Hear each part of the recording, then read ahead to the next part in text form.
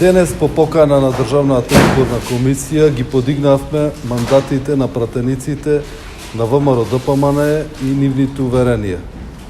Со добивањето на уверенијата до 28 мај очекуваме да се формира Собранието на Република Македонија.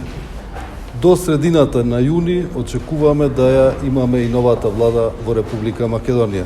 Сакам да изразам огромна благодарност до граѓаните на Македонија за поддршката што ја дадоа на ВМРО ДПМН и за големата одговорност. Сакам да посочам дека ова е голема одговорност за нас како пратеничка група, како ВМРО ДПМН, но сакам да укажам дека ќе оправдаме ова нивна дадена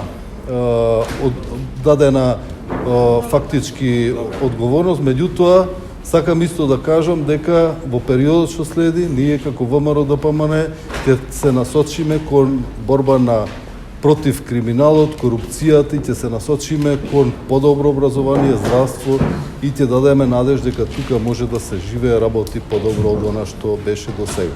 И за брзо граѓаните на државата ќе го увидат тоа. Што очекувате од утрешното прегласување и како одговарате на наводите од други дека се работи на еден изборен инженеринг за да се одземат два нивни мандати и за да се делегитимизираат во овој процес на формирање на едната влада? Од првиот до вториот круг се виде дека поддршката за ВМРО ДПМН расте.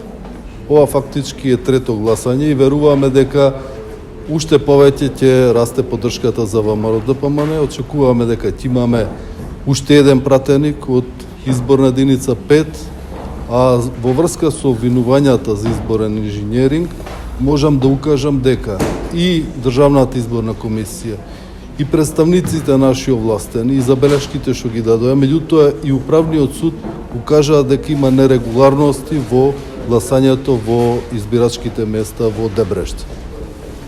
Значи очекувате утре дека ќе помине се без проблеми? Јас не очекувам да има никакви проблеми, очекувам да се зголеми поддршката за ВМРО ДПМН и за нашиот кандидат. И очекувам дека ќе имаме уште еден кандидат, уште еден пратеник на ВМРО ДПМН во изборна единица 5.